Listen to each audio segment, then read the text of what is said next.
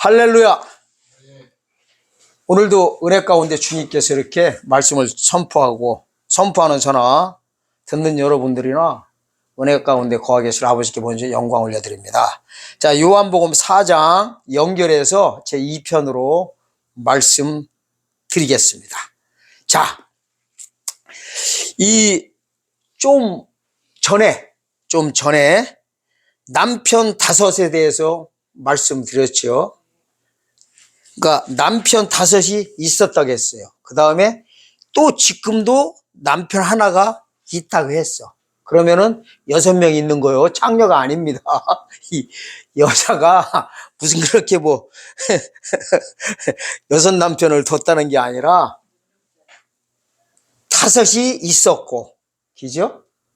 하나는 지금 있고, 이것도 네 남편이 아니라는 거야. 근데 있다고 해놓고서 네 남편이 아니라고 한 거 앞뒤가 안 맞는다니까요. 그냥 보면은 뭐냐면 이거는 노마를 가리키는 겁니다. 5 남편은 누구예요? 이스라엘을 모세 때부터 구속사적으로 이렇게 살펴보시면 돼요.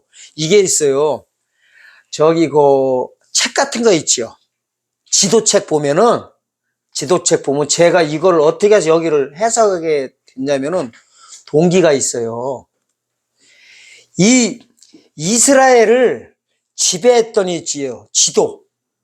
지도가 이렇게 종합적으로 나와 있는 게 있어요. 애굽 시대부터 쭉. 그 책을 봤더니요. 지도를 봤더니 공통점이 있더란 말이에요. 이스라엘을 지배했던 나라들이 있죠. 나라들을 이렇게 그때 당시에 이스라엘을 지배하고 다른 나라까지 지배하고 있는 지도를 이렇게 색깔별로 해놨더라는 거예요. 제가 보기에 예를 들어 바벨론이나 헬라 나라들이 그때 당시에 이스라엘을 지배하면서 근동지방도 했을 거 아니에요. 그게 한색으로 돼 있는데 이렇게 쭉 다 나와 있더란 말이에요. 그래서 내가 이걸 보고 알아버린 거예요. 기도해서 아는 게 아니라 기도한다고 하나님이 알려줘요. 그건 아니에요. 근데 하나님이 어쨌든 그거를 알게 하시려고. 근데 그 책이 있는데요. 성경책이 있는데 프리세트 성경책인가 그래요. 근데 신기한 거야. 제가 신학교 1학년 때요. 신학교 1학년 때인데 그런 성경책이 있는지도 몰랐어요. 성경책 맨 앞에 이렇게 칼라로요. 어느 정도 율법 시대 때와 이렇게 제사 지내는 성막, 사진 같은 거 쫙 나와 있고 칼라로 또 이스라엘을 이렇게 지배했던 나라들이 지도가 쫙 나와 있는데 그 집사님이 한 분 계신데 저한테 이래요. 전도사님, 자기는 어려워서 이 책을 못 보겠대요. 그러면서 저보고 아마 제가 신학교 1학년 때니까 전도사님이 이 책을 보다 보면은 자기는 어려워서 못 보니까 도움이 될 수도 있을 것 같아서 제가 이게 선물로 드릴게요 이래 버렸어요. 그래서 갖다 놓고서요 생각도 없이 열어보다 보니까 그 책을 다 보면서 이 사건을 깨닫게 된 거예요. 예, 성경책. 근데 좀 이따 요 안에 있어요. 책을 보여드릴게요. 목사님만 따로 핸드폰 꼭 꺼. 자, 그래가지고 제가 알게 됐어요. 그러면서 보니까 5 남편은 누구예요? 애굽. 다시 한번. 아수로. 그 다음에 바벨론. 그 다음에 또 메데파사. 헬라.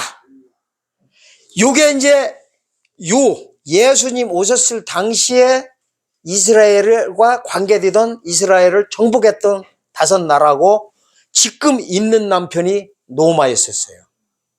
그 다음에 지금 있는 이 노마도 네 남편이 아니라는 거야. 좀 있으면 내가 이제 진정한 남편이 된다는 게 예수님이 신약 시대를 보고 이때다 한 거예요. 이제 예배 드릴 때가 신령과 진정으로 예배 드릴 때 이때다 한 게 이제 신약 시대 남편으로서 7번째 남편이 되는 겁니다. 아멘.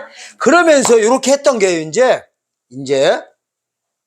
요한계시록 17장에 가면 이 구속의 원리가 그대로 적용돼 가지고요.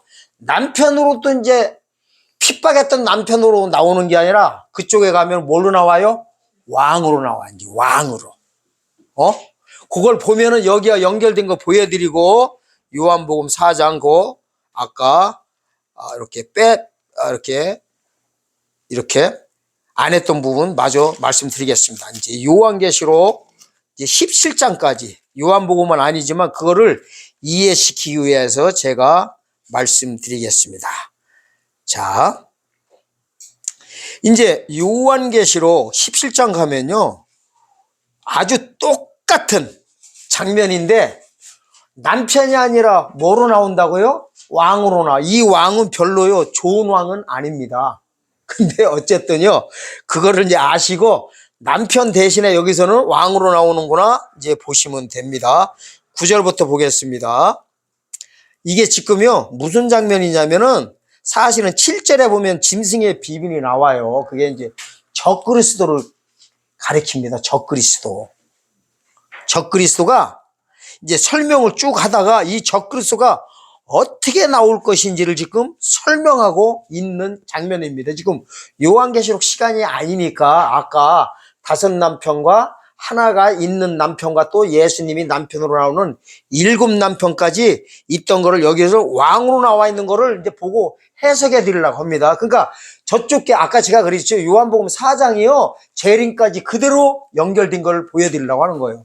만약에 요한복음 4장의 그 남편 사건을 해결하지 않고는 여기 와서요. 요한계시록 와서 해봐야 헛방치게 돼 있어요. 이상한 말씀만 하게 돼 있어요. 그 남편이 이번에는 왕으로 바뀐 걸 아시고 보면 이제 말씀드리겠습니다. 10절 보세요. 9절. 지혜 있는 뜻이 여기 있으니 그 7이라 불리는 여자가 앉은 7산이요 또 7왕이라. 이게 이제 7절에 보면 짐승의 비밀이 나오고요.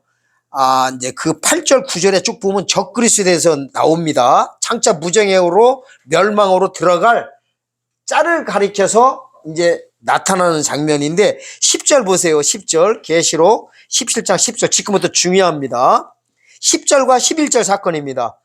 7왕이라 해놓고 이랬어요. 5은 망하였고 기죠?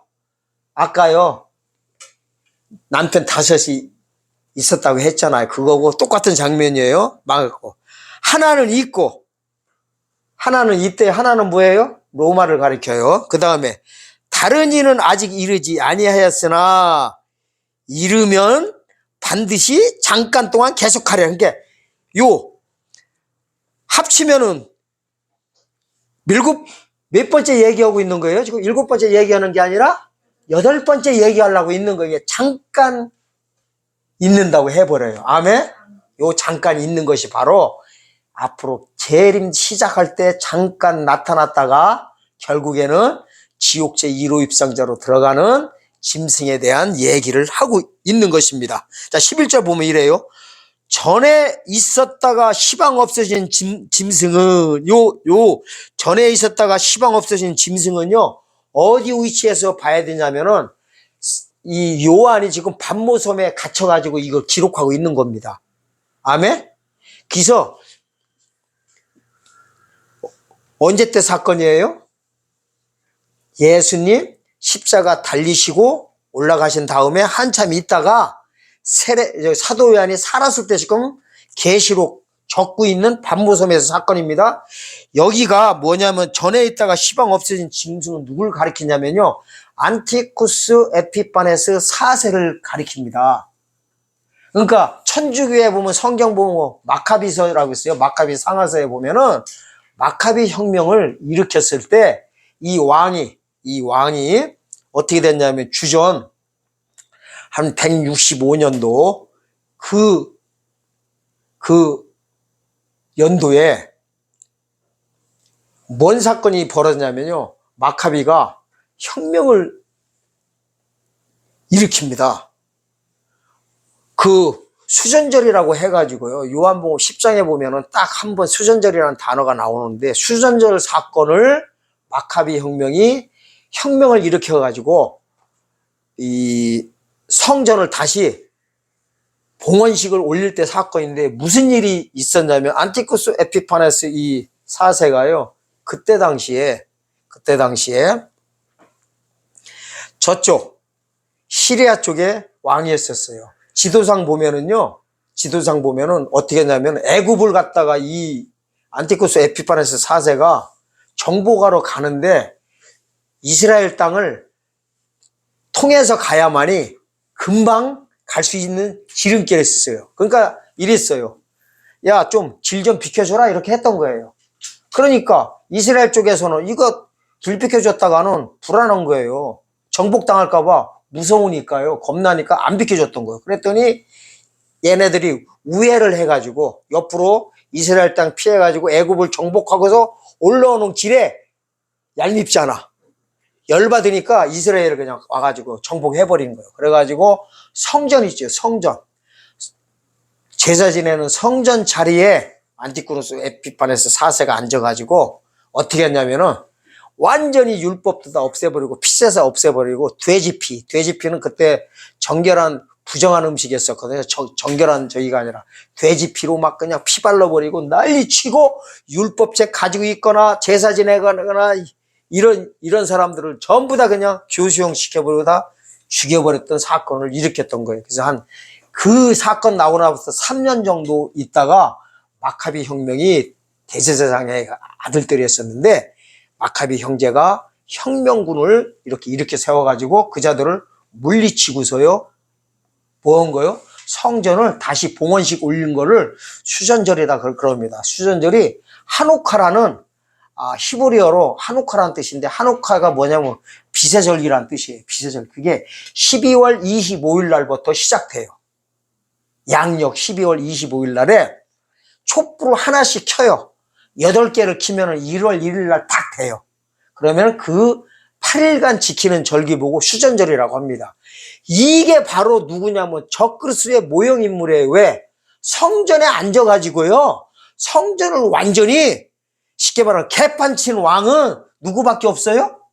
역사상? 안티쿠스 에피파네스 4세밖에 없어요. 그래서 그게 앞으로 적그리스도가 성전에 지금 오마르 성전 자리에 성전 회복되면은 신약시대 끝날 때 일어나는 그 적그리스도의 모형인물이거든요. 그래서 그래요. 그거를 갖다가 사도 요한이 요한계시록을 쓸 때 위치에서 보면은 요한계시록 17장 11절 보니까 거기서 이 단어를 쓴 거예요. 전에 있었다가 시방 없어진 짐승은 이래버리는 거예요. 전에 있었지요. 요때 기록할 때로 보면은, 예? 기록할 때 보면은 한 50년 전 사건이니까 전에 있었다가 지금은 없어졌대요. 근데 이게 8째 왕이라는 거야. 8째 왕이 뭐예요? 재림 때 나타날 이 적그리스도의 모형인물이라니까요. 저게 그러면서 이래요. 7 중에 속한 자라 저가 멸망으로 들어가라. 7이 누구라겠어요? 아까 예수 그리스도를 영접해가지고 영생길로 들어가는 신약시대라고 했잖아요. 그러니까 신약시대 끝을 통해서 8째가 나온다는 소리예요. 아멘. 그래서 요한복음 4장 17절과 18절이 남편들 사건을 이해하지 못하면은요, 요한계시록 17장에 나와 있는 적그리스도가 어떻게 나타나가지고 어떻게 끝에 마무리로 멸망당할 것인지 알 길이 없습니다. 그래서 제가 왜 이거를 이렇게 서비스 차원으로 말씀드리냐면은 이 남편이 요한복음 4장에 나왔던 남편이 계시록 가니까 뭐로 나타났더라? 왕으로. 왕이 뭐 하는 거예요? 지배하는 거예요. 남편도 뭐 하는 거예요? 여자를 지배하는 걸로 이렇게 나와 있는 겁니다. 지배하는 세력을 가리켜서 요한복음 4장에서는 남편이라 하였고, 아멘. 재림 때는 왕으로 나옵니다. 그래서 적그리스도가 왕으로 나오게 돼 있습니다. 이해가 되시죠? 자, 그 다음에 이제 요한복음 오늘 4장 마무리 지려면 어떻게 해야 되냐면요. 31절부터 38절을 해석해야 됩니다. 여기 엄청난 중요한 장면들이 나옵니다. 바로 넉 달이라는 단어가 나오는데요. 일단은 요한복음 4장 31절부터 35절까지만 읽겠습니다. 요한복음 4장 31절에서 35절 읽겠습니다. 그 사이에 제자들이 청하여 가로되 납비어 잡수소서. 가라사대 내게는 너희가 알지 못하는 먹을 양식이 있느니라. 제자들이 서로 말하되 누가 잡수실 것을 갖다 드렸는가 한데 예수께서 이르시되 나의 양식은 나를 보내신 이의 뜻을 행하며 그의 일을 온전히 이루는 이것이니라. 너희가 넉 달이 지나야 추수할 때가 이르겠다 하지 아니하느냐. 내가 너희에게 이르노니 눈을 들어 밭을 보라. 희어져 추수하게 되었도다. 아멘. 이제 요한복음 여기에 보니까 넉 달이 나옵니다. 이 넉 달이라는 단어가요 여기밖에 없어요. 신약 성경에 보면 이 넉 달이 뭐를 가리키는 거냐면요, 몇 번째 남편? 에? 7번째 남편이 생존하는 기간을 넉 달이라고 합니다. 정확하게. 오늘 이 기가 막힌 장면을 보여드리려고 그래요. 이 넉 달을 이해하시려면요, 아까 있잖아요. 요한복음 4장 23절에 보니까 아버지께 참으로 예배하는 자들은 신령과 진정으로 예배할 때가 오나니 곧 이때라 했던 게 언제라고 했어요? 무슨 절기라고 했어요? 아까 오순절 몇 월 며칠? 3월 6일. 3월 6일부터요 이제 신약시대가 시작되는 겁니다. 아멘? 그 다음에 이제 재림으로 신약시대 끝나는 절기가 뭐냐면은 7월 1일 나팔절이에요. 7월 1일 나팔절. 아멘? 3월 6일과요 7월 1일 사이에는 절기가 아무것도 없어요. 그래서 오순절이 언제까지 시작되느냐? 3월 6일 날 시작되는데 절기상입니다. 7월 1일 날까지만 하는 거예요. 이 기간을 몇 달이라고 해요? 넉 달이에요. 넉 달 중에서 며칠 빠져요? 5일? 6일 빠지지 않나요? 6일? 3월 6일부터 7월 1일까지니까 7월 1일 전까지니까 7월 1일부터는 재림사건으로 들어가는 거예요. 나팔절까지. 그러니까 넉 달에서 며칠 빠져요? 6일 빠지는 걸 보면 돼요. 한번 5, 6일 빠진다고 해요. 그러니까 어쨌든 이걸 갖다가 달로 말하는 거예요. 날짜로 말한 게 아니라. 왜? 넉 달 그런 거예요. 이 넉 달 기간을 뭐 하는 기간이라고 해요? 농사 짓는 기간. 구원으로는 영혼구원 시간. 물로 말하면은 물. 예수 피! 계시록 1장 5절에 예수님이요. 잘 보세요. 아까 4장 14절에서는 뭐라 했어요? 내가 주는 물을 먹는 자는 영원히 목마르지 아니하리니 나의 주는 물은 그 속에서 영생하도록 솟아나는 샘물이 되리라 했어요. 이 샘물이 물이 뭘 가리키는 거냐면요, 피를 가리킨다고 해서 안 했어요. 어디에 나와요? 물과 피가 같이 쓰고 있는 거 보면은 요한복음 19장 33절인가? 34절인가 보면은요, 34절이네. 아우, 머리도 좋아. 틀리지도 않네. 자, 33절부터 보면 이래요. 예수께 이르러 이미 죽은 것을 보시고 다리를 꺾지 아니하고 그중 한 군명이 창으로 옆구리를 찌르니 곧 피와 물이 나오더라. 옆구리에서, 예수님 옆구리에서 나온 게 뭐예요? 피와 물이에요. 피 따로 물 따로 보실 거예요? 그러니까요, 성경에서는 이래요. 구원받는 거는 정확히 예수 피라고 나와요. 예수 그리스도의 피가 너를 지해서, 우리를 지해서 해방시켜 준다고 했는데, 성경에서 피를 가리켜 또 다른 말로는 물. 피가 뭐로 돼 있어요? 물. 그 다음에 또 요한복음 또 5장 6장 가면 이제 다음에 가면은 떡이라고 나와요. 또 내가 하늘에서 내려온 산떡이래요. 그러니까 다 어떻게 보면 뭐예요? 생명을 가리키는 거예요. 떡을 안 먹으면 죽어 안 죽어? 그 소리로 내가 산떡이라고 해버려. 내 떡을 먹지 않으면 영생 못한다고 합니다. 아멘? 5장 가면은 그것도 그렇고 물 안 먹으면 죽어요 안 죽어요? 바로 죽어요. 피도 안 돌면 죽어 안 죽어요? 그러니까 떡이나 물이나 피나 같은 거 다 쓰고 있는 거예요. 또 이러면 안 돼요. 또 무식하게 어디 보면은 물이 또 피고 또 떡이 피라고 했냐고. 성경 어디에 나오냐고. 무식한 인간들 엄청 많아요, 아저씨. 그런 분들이 누가요? 그런 질문 하면은 그냥 듣지도 말고 얘기도 해주지 말아요. 왜냐면 얘기해줘도 들어 처먹지도 않아요. 아멘? 그냥 무시하고 상대하지 말아요. 안 그러면은 시비나 걸라고 해요. 시비나 걸어. 여기로 오시래요. 아, 여기 오지 마라. 여기 와서 또 근데 시비 걸리면은 내 머리카락 몇 개 있는 거 다 빠져버려. 아유, 지금 그러자도 피곤해 죽겠는데. 이상한 인간들은 좀 안 만났으면 좋겠어요. 진짜로요. 왜냐면은 이상한 생각 하신 분들은 뭐든지 전부 다 부정적이요. 부정적인 사람이요. 누구도 못 말릴까요? 하나님이라고 하지 마요. 주님도 못 말려. 예? 하나님도 못 말려요. 주님도 못 말려요. 주님도.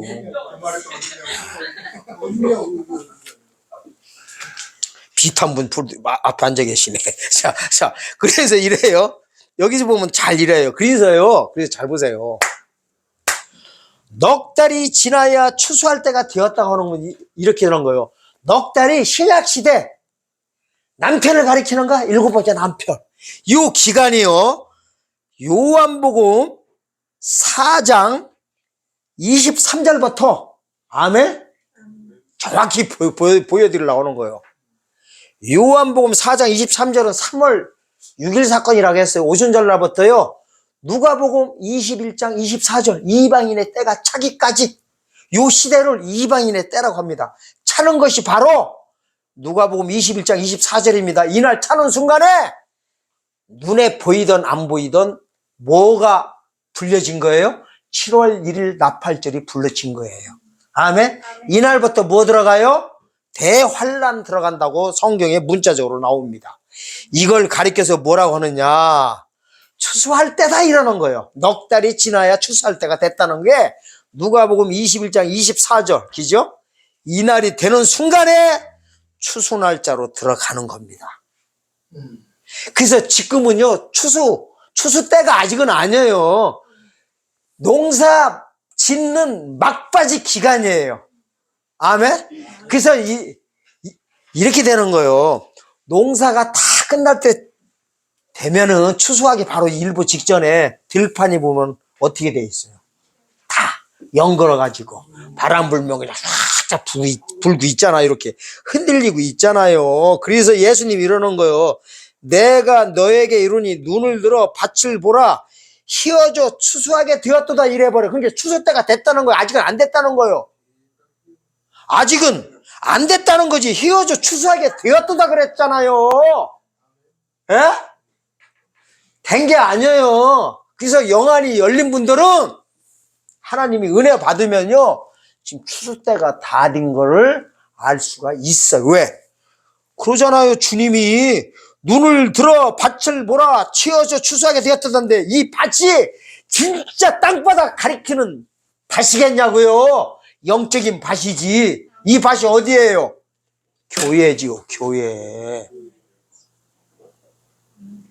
그래서 이게 영안이 열려야 되는 거 이래요. 지금 추수 때가 뭔지도 모르고 주님 오시는 것도요 알지도 모르는 사람 보고 뭐라고 하냐. 성경에서는 눈먼 소경이다 그러는 거예요. 눈먼 소경이 지금요 우리 교회 안에 팽배하게 돼 있어요. 목회자들부터 주님 오신다고 믿지도 않아요. 새하늘과 새 땅이 곧 도래한다고 하면 새하늘과 새 땅이 어디 있냐고 그래 버린다니까요. 그래서 죽어서 천국 간다고만 해요. 딴 얘기하면은 뭐라고 하는지 아세요? 하나님이 그러면 성경 그렇게 기록했겠느냐 이래버려요. 지상에 새하늘과 새 땅이 어디 있냐고. 얼마나 무식들한지 몰라요. 무식한 거예요. 만약에요 지상에서 새하늘과 새 땅이 없다면은 요한계시록만 찢어내버려야 될 게 아니라요 로마서 8장도 썩어짐에 종도에서 해방되는 피조물의 탄식 소리 나오는 로마서 8장도 찢어내버려야 돼요. 또 이사야서 11장 찢어내버려야 돼요. 지금부터 말하면은 찢어내버려야 된다는 소리 그쪽에서 해요. 자, 로마서 8장도 다 내가 말 잘못했네. 로마서 8장도 다 찢어내버려야 돼요. 이사야 11장도 다 찢어내버려야 돼요. 이사야 35장도 다 찢어내버려야 돼요. 이사야 65장도 찢어버려야 됩니다. 베드로서 3장도 찢어내버려야 돼. 왜? 새하늘과 새 땅이 이 땅에서 벌어지는 장면들이 그대로 나와 있거든요. 생각해 보세요. 죽어서 천국 가는 얘기를 하는데 독사굴에 손 놓고 황랑쳐도 물지 않고 표범이 온순하고 모든 다리 저는 자가 다시 회복되고 눈 먼 자가 뜨고 귀머거리가 다 열리고 벙어리가 입이 풀린다고 하는 게 죽어 천국 가는 곳이겠냐고요. 아니 뱀 새끼가 어떻게 독사가 천국에 올라가요? 독사굴에 손 놓고 환장해버려. 제가요 옛날에 성경 이렇게 강의를 하는데 이 얘기를 했더니요 회개들 엄청 하더라고. 울면서 회개하더라고요. 그분이 직접 뭐라고 하냐면 그러는 거. 자기가 주일학교에서 몰라가지고 애기들한테 천국 가면은 독사굴에 손 놓고 장난쳐도 물 잡는다고 했다는 거요. 몰라서 그런 것도 회개해야 된다고 했더니 회개 역사가 성경 공부 끝나고 눈물을 흘리면서 성경 이제 막 회개 역사가 엄청 벌어진 적이 있습니다. 거기는요 독사들이 못 가고 표범이 못 가요. 왜? 사람만이 예수를 믿어야만이 가는 거예요. 독사 새끼 어떻게 예수 믿어요? 그건 지상에서 벌어지는 거라고요. 만약에 새하늘과 새 땅이 지상에서 없다고 하면요 땅 위의 체질이 막 이렇게 전부 다 바뀌고 한다는 베드로서 3장 이런 것도요 왜 바라보라고 했겠냐고요. 죽어 천국 가는 거는 바라보고 가는 게 아니에요. 예수 믿는 순간에 천국 가는 건 다 따놓은 당상이에요. 뭐 임하기를 바라보고 사모하고 뭐 저기 해라. 혼과 영과 몸이 보존해라. 주님 오실 때. 만약에요 진짜 새하늘과 새 땅이 천국만 가리킨다면은 누가 지금 정신 나가신 거예요? 하나님이 정신 나가셨죠. 임하기를 바라보고 다 기다리라고 하는 거는요 천국에 대해서 그렇게 나온 건 없어요. 다 지상에서 벌어지는 재림때 사건입니다. 아멘. 이것만 근데 참 신기해요. 원래가요 진리가 너희를 자유롭게 한다고 했잖아요. 진리가 너희를 자유롭게 한다고 했는데 진리를 말씀드리면은 이 간단한 걸 갖다가 복잡하게들 생각하면서 어떻게 더 간단한 거를 어지럽게들 다 만들어 놔버렸어요. 누가? 신학자들이, 목회자들이. 제가 항상 말씀드리지만 교단장들이, 총회장님들이. 그러니까 여러분들 총회장, 교단장 이런 거 하지 마세요. 그냥 일반 성도가 좋아요. 이상한 소리는 안 하잖아. 모를 때 모르더라도. 아멘?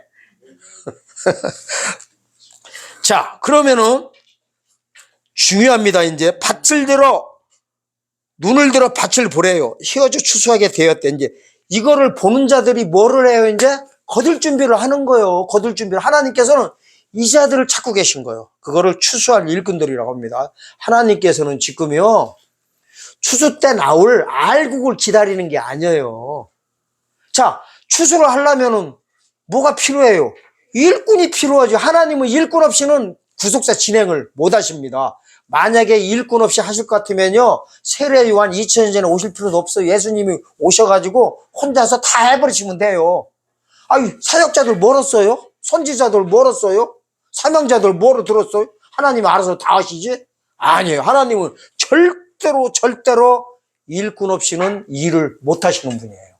능력이 없어서 못 하시는 게 아니라 말씀에 그렇게 다 나와 있어요. 일꾼들 통해서 전부 다 일하신다고. 그래서 이걸 갖다가 추수할 때 일꾼들을요 뭐라고 하는지 아세요? 하나님의 비밀을 맡은 자 이래버려요. 이게 비밀인 거예요. 누구한테? 믿는 자들한테요. 여기다 손 집어넣으시고 고린도전서 4장 잠깐 갔다 오겠습니다. 고린도전서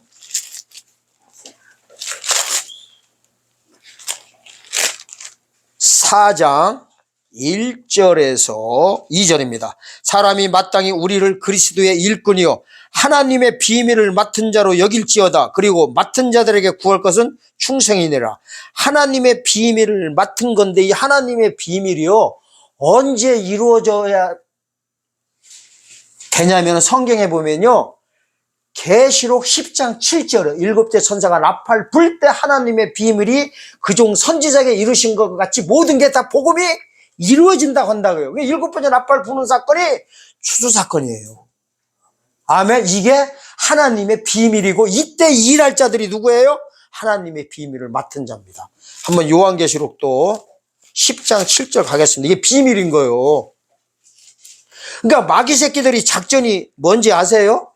간단해요. 마귀의 작전은 뭐를 모르게 하는 거예요?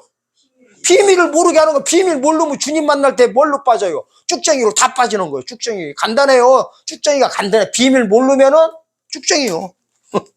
자, 계시록 10장 7절 읽겠습니다.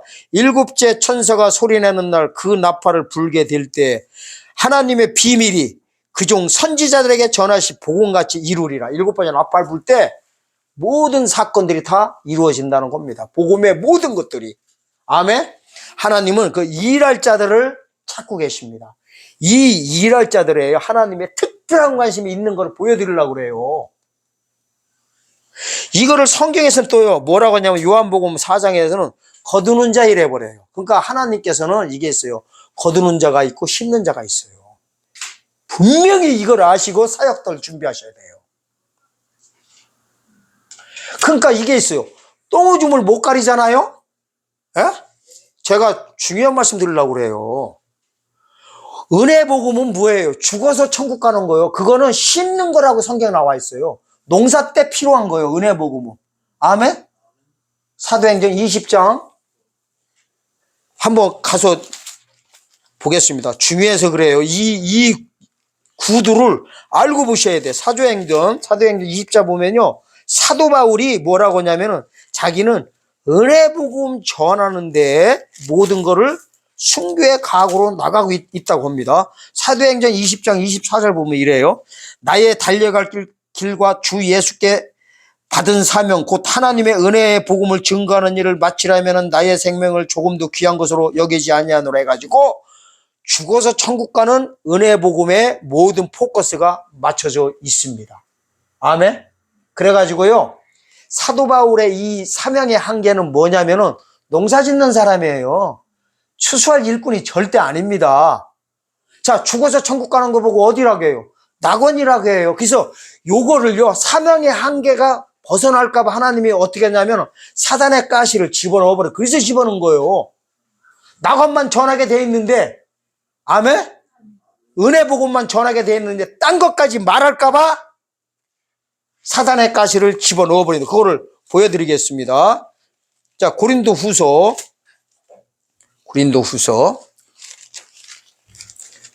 12장입니다.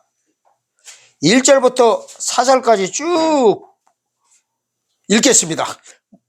무익하나마 내가 부득불 자랑하노니 주의 환상과 계시를 말하리라. 내가 그리스도 안에 있는 한 사람을 아노니 14년 전에 그가 셋째 하늘에 이끌려 간지라. 그가 몸 안에 있었는지 몸 밖에 있었는지 나는 모르거니와 하나님은 아시니라. 내가 이런 사람을 아노니 그가 몸 안에 있었는지 몸 밖에 있었는지 나는 모르거니 하나님은 아시니라. 그가 낙원으로 이끌려 가서 말할 수 없는 말을 들었으니 사람이 가히 이르지 못할 말이라. 어디로 이끌려 갔다고 해요? 신약성경이요. 신약성경에 낙원이란 단어 두 군데밖에 안 나와요. 두 군데 딱 우평강도한테 오늘 나와 함께 낙원에 있으리라고 하는 누가복음 23장 43절과 여기밖에 없어요. 낙원은 뭐해서 가는 거예요? 죽어서 가는 나라예요. 그래서 이 3층천에 가서 이 사도 바울한테 보여준 게 낙원을 보여준 거예요. 왜 낙원이라고 못 바꿨겠냐고요. 죽어 천국 가는 거라서 그래요. 그래서 요 사명의 한계가 벗어날까봐 7절 보세요. 여러 계시를 받은 것이 지극히 크므로 너무 자고하지 않게 하시라고 내게 육체에 가시고 사단의 사자를 주셨으니 이는 나를 쳐서 너무 자고하지 않게 하려 하심이니라 했는데 이 사단의 가시를 자고 때문에 집어넣은 게 아니라요. 뭐라고 나와요? 여러 계시를 받은 것이 너무 크므로 너무 자고하지 않게 하시려고 자고 때문에 집어넣은 게 아니라 계시 때문에 집어넣었다 이 말씀합니다. 이건 뭔 말씀이냐면은 낙원에 들어가는 죽어서 천국 가는 심는 말씀만 전하게 돼 있는 거 이걸 보고 이른비다 그래. 이른비. 농사 짓는 비. 아멘? 그러니까 사막의 한계를 딱 이렇게 해요. 못 박아버려요. 사도 바울은요. 이 3층짜 똑같은 데를 보여주고 계시록 4장 1, 2절에 보면 똑같은 데 보여줘요. 기록하라고 해서 적기 시작해버려요. 보자 광경을. 아멘? 그래서 사도 바울은요. 뭐를 전하게 돼 있냐면은 살아서 직접 들어가는 낙원. 아멘? 낙원이 두 종류가 있어요. 죽어서 들어가는 낙원이 있고 살아 들어가는 낙원이 있다니까요. 이 낙원이라는 단어가 또 한 군데 나와요. 근데 이 죽어서 들어가는 낙원이 아니라니까요. 어디에 나와요? 살아서 직접 육체 구원받아 들어가는 나라가 어디 나오냐고 낙원이. 아까운데? 계시록 2장입니다. 계시록 2장. 여기 가는 거는 사도 요한만 전하게 되어 있습니다. 계시록 2장이요. 7절에 보면 이래요. 귀 있는 자는 성령이 교회들에게 하시는 말씀을 들을지어다. 이기는 그에게는 내가 하나님의 낙원에 있는 생명나무의 과실을 주어 먹게 하리라. 하나님의 낙원이라는 단어가 나옵니다. 이 낙원은 생명나무 과실을 먹어서 들어가는 나라예요. 이 생명나무 과실이 바로 뭘까요? 계시록 7장 14절에 나오는 어린 양의 피로 씻어 희게 되는 사건을 가리키는 겁니다. 피가 달라요. 피가. 그러니까 죽어서 낙원 들어가는 거는 계시록 1장 5절의 피. 아멘? 살아서 직접 하나님의 낙원에 들어가는 피는 어린 양의 피. 뭔 소리 하는가 또 하실 거예요. 모르시는 분들은. 자, 그래서 제가 지금 뭐를 말씀드리려고 하는 거냐면요. 하나님께서는 갈랐어요. 갈랐어. 뭐 할 때까지? 뭐 하는 자와 뭐 하는 자? 심는 자, 거두는 자. 그러니까 은혜 복음은 심는 거라면은 영원한 복음은 재림은 거두는 자예요. 따로 쓰신다는 걸 꼭 구별하시길 예수님의 축원드립니다. 그러니까 하나님께서는 지금요 누굴 찾고 계시냐면은 심는 자를 찾는 게 아니라 거둘 자를 찾아요. 앞으로 거둘다 때가 찼을 때. 왜 그러냐면은 이게 잘 보세요. 지금 심는 자들은요, 우리가 아니더라도, 그래가지고,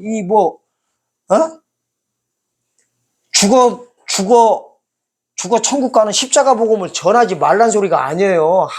우리가 아니더라도, 하는 분들 쎄뺐어요.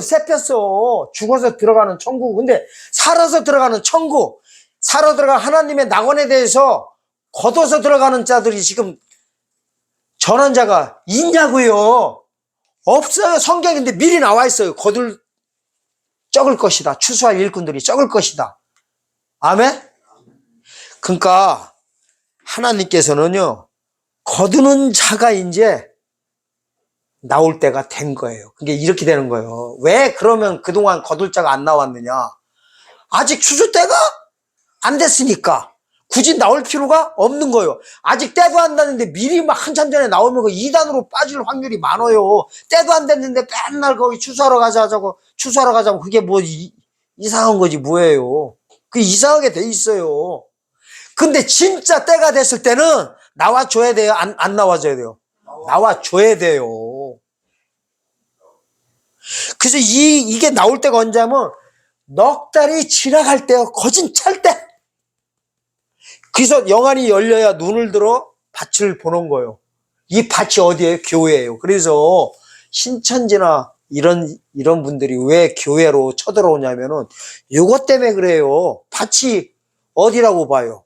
교회인 거예요. 그래서 보니까 저쪽에서 볼 때는 교회들이 보니까 그냥 잠자고 있는 게 아니라 자빠져 자고 있거든요. 저쪽에서 볼 때는 자빠져 자고 있는 거야. 전혀 전하지도 않고 세상 얘기나 하다가 우파 좌파 얘기나 하다가 안 그러면 뭐 물질 얘기다 하다가 범사에 잘된 같이 뭐 이게 잘되다 해가지고 뭐 이렇게 아프지 말아야 되고, 뭐, 돈도 많이 들어와, 자식도 잘 돼야 되고, 이게 뭐, 영혼이 잘 돼같이 범죄 잘 된다. 이러고들 있으니, 이단들이 볼 때는, 밖에서 볼 때는 이거 자고 있거든요? 그래서 우리가 깨우러 가자! 우리가 밭에 가서 추수하자 가지고, 그래서 그분들은 목숨 걸고 들어오는 거예요. 자기네들이 잘못다고 생각 안 하면서도. 저분들 입장은 뭐하고 오는 거예요? 순교의 정신으로 오는 거예요. 사실 그 정신을 누가 가져야 돼? 교회에서 우리가 가져야 되는데 우리는 지금도 자빠져 주무시고 계신다니까요. 또 이런 말 해도 뭐라고 해요? 너나 잘해라. 너나 잘해. 이러고 있어요. 분명히 그래요. 이 동영상 보시는 또 목회자님도 분명히 보면은 뭐라고 할까요? 너나 잘해. 또 이상한 놈 하나 또 나타났네. 큰일 났네. 저 교단 하나 세우는 거 아니야? 이럴 거야. 교단 세워버릴 거예요. 왜? 재림총회 세워버릴 거라니까요. 재림총회라고. 아예 이름까지도요. 재림총회라고는 없어요. 세워버릴 거예요. 왜냐면 그렇지 않으면 일을 할 수가 없어요. 좀 도와주세요. 같이.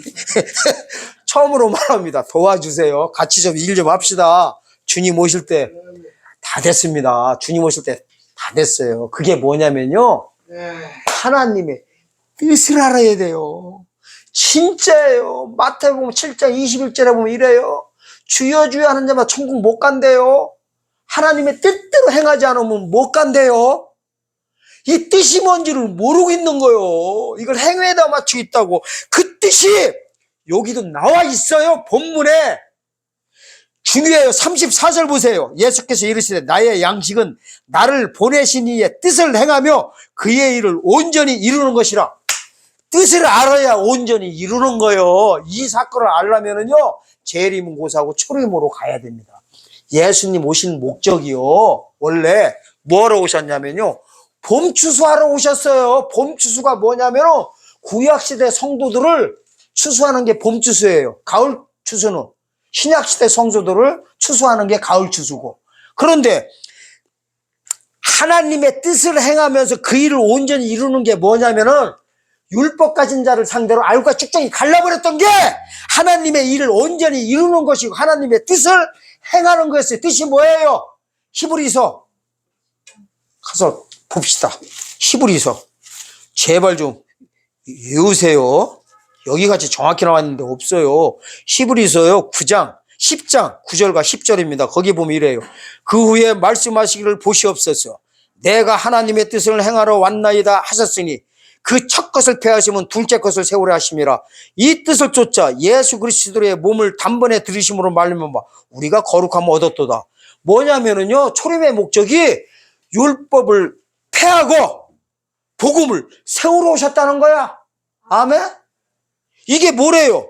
하나님의 뜻을 행하러 왔대요. 그러니까 추수하러 오셨다는 거예요. 추수하러. 근데 추수를 할 자들이 뭐 해버려요? 도리어 예수님의 추수할 때 동참해가지고 추수를 해가지고 이스라엘을 회복시켜야 된 거예요. 우리가 기다린 천년왕국을 이루어야 되는데 회복은 고사하고 예수님을 도리어 처형해 죽여버렸대요. 이유는 사도행전 13장 27절에 보면은 안식일 날마다 말씀을 다 외우고 선지자를 통하여 기록된 걸 모든 것을 다 1.1학도 알고서 다 기록된 말씀을 알았지만은 그 뜻을 알지 못하여서 하나님을 메시아로 오신 하나님을 도리어 십자가에 처박아 죽여버렸다고 나와버려요. 기록한 뜻을 알지 못해서.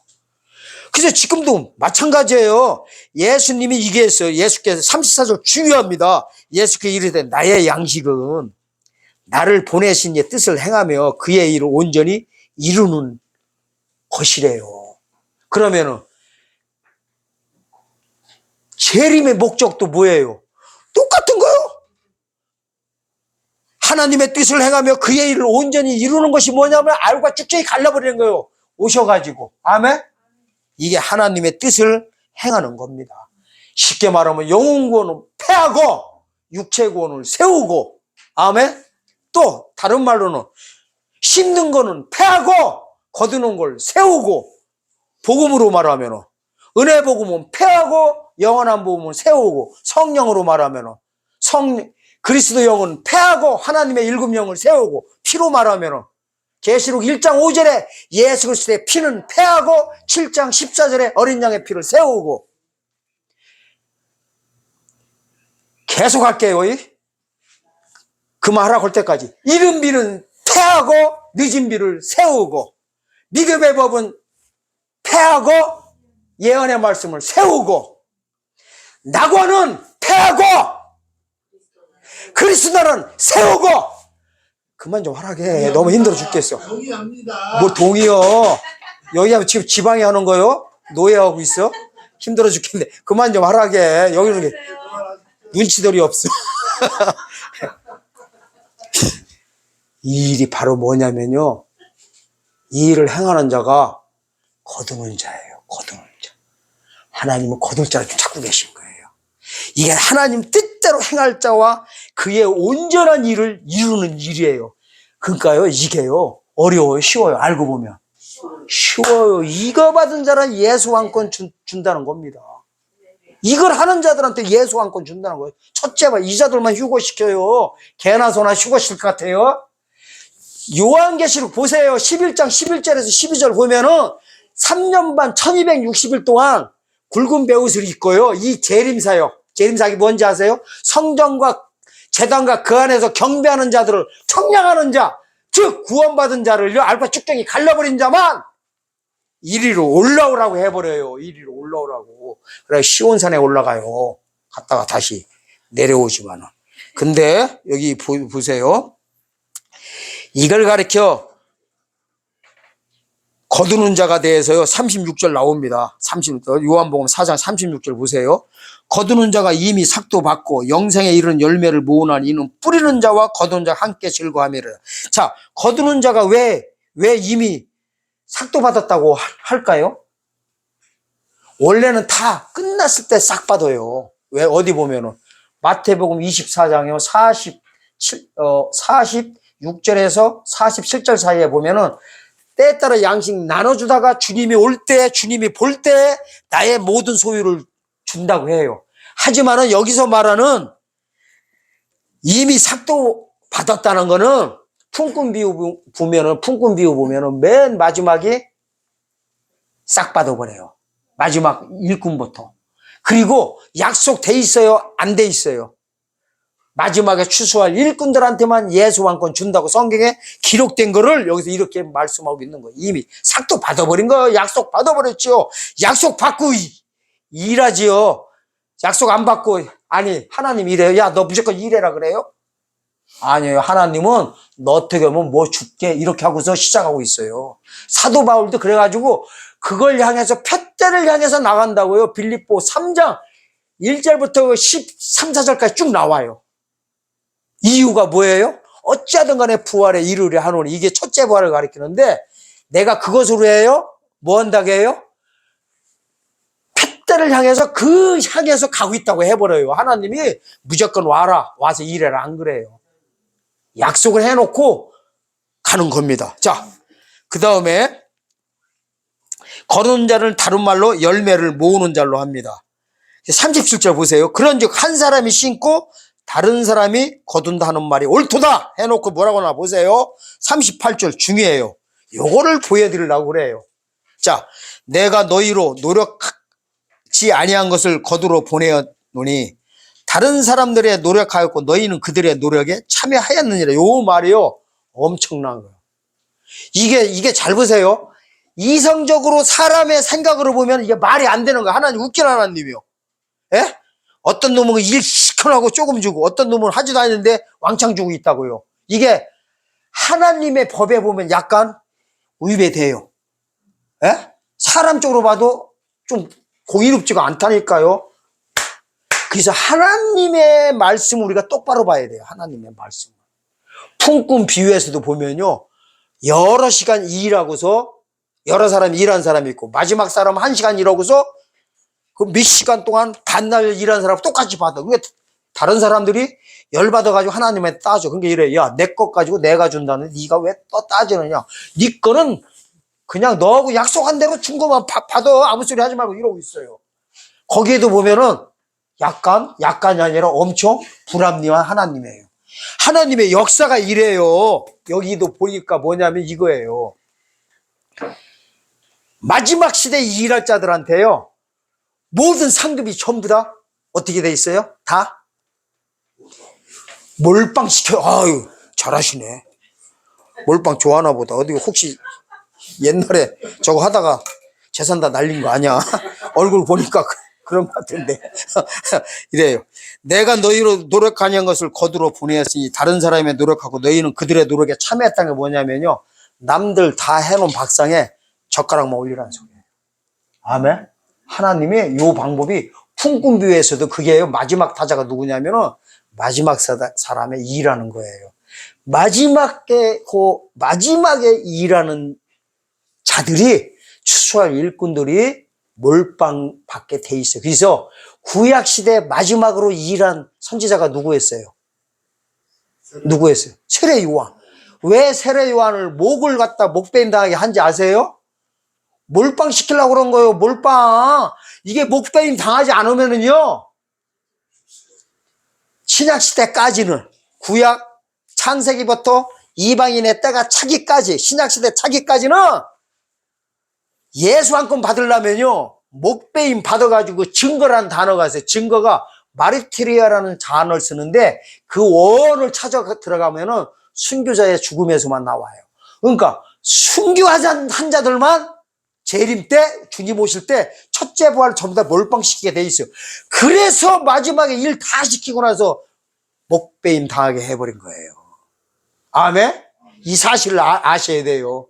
재림 때는요, 목베임 당하는 걸 원하시는 게 아니라 3년 반, 1260만 전하면은요, 이걸 순교자로 봐버려요. 왜냐면은 1260일 일하라고 해놓고요, 계시록 11장 1절에서 6절에서는 그 일만 시키거든요. 이래놓고 이래요. 일 다 끝나는 거 보고 실절에서 이래요. 저희가 증거를 마치면 이래버려요. 증거가 마리티리아라는 단어를 쓰고 있어요. 증거 받은 자들만 하나님께 오실 때 몰빵해버려요. 몰빵이 뭐냐면 천년왕국에서 왕노릇, 천국의 장자총에서도 왕노릇 시키는 하나님의 구원의 역사예요. 그러니까 하나님의 뜻을 우리가 똑바로 알고서 해야 됩니다. 자, 그러면 이제 결론 내겠습니다. 지금은 뭐가 신령한 자냐면요, 환상이 열려가지고 뭐 그냥 다 보고 병자를 고치고 손 얹으면 귀신이 쫓아나가고 암 환자가 다 낫고, 하나님과 일문이 있다 한다게 해가지고서도요, 그게 신령한 자가 아니에요. 진짜 신령한 자는 누구냐면요, 하나님의 뜻을 행하며 그의 온전한 일을 이루려고 준비하는 거예요. 영안이 열려가지고요, 밭을 보고 교회를 보고 희어져 추수하게 될 이 시기를 알고 준비하는 자들이에요. 성경에 66권의 모든 축복이 이 안으로 다 몰려와 있습니다. 아멘. 그런데 근데 이런 구속의 원리를 이단들이 이제 앞서서 조금 이제 깨달은 거예요. 그래가지고 뭐라고 하느냐, 좋은 거 갖다 이제 다 붙여가지고 뭐 14만 4천, 예수왕권, 첫째 부활, 뭐 시온산, 뭐 어쩌저쩌고 하면서 이제 우리 교단 와야 몰빵 받는다고 하는 거예요. 아멘? 근데 성경 어디에도 교단 와야 몰빵 받는다는 거 한 군데도 없어요. 뭘 받아야 돼요? 증거를 받아야 돼요. 아멘? 그러니까 성경대로 오신 예수님, 성경대로 다시 오실 거를 성경대로 전하는 자예요. 아멘? 그게 진짜 백이에요. 여기 와야만이 뭐 받고, 우리 교단 와야만이 뭐 받고, 또 우리 총회 와야만이 뭐를 받고, 성경 공부하는데 여기 와야만이 된다고 하는 거를 무조건 믿지 마시고 속으로 문제 있구나, 밑단이구나, 그렇게 생각하시면 됩니다. 여기 와야 된다는 게 아니라 준비를 해야 돼요. 뭐 추수할 일꾼으로서 양식을 나누를 준비를 하는 거예요. 이러잖아. 예수께서 나의 양식은 이러잖아. 양식이 뭐예요? 신약 시대는 양식이 뭐냐면 아까 얘기했죠. 떡, 물, 피. 한마디로 말하면 요한계시록 1장 5절에 예수 그리스도의 피가 지에서 해방시켜 주시는 신약 시대에 이게 뭐예요? 양식이란 말이에요. 양식 먹어야 살죠. 아멘. 재림 때 양식은 뭐예요? 계시록 7장 14절에 어린 양의 피가 나의 죽을 몸을 죽지 않는 몸으로 바꿔줘 어디로 천년왕국으로 들이시는 이 소식을 전하는 게 양식입니다. 아멘. 이게 바로 육체 구원에 관한 하나님의 구원의 소식이자 이게 바로 비밀입니다. 이 사실을 꼭 아시고 여러분들은 하나님의 양식을 가지고 하나님의 뜻을 행하며 그의 일을 온전히 이루는 여러분들 되시기를 예수님의 이름으로 축원드립니다. 아멘.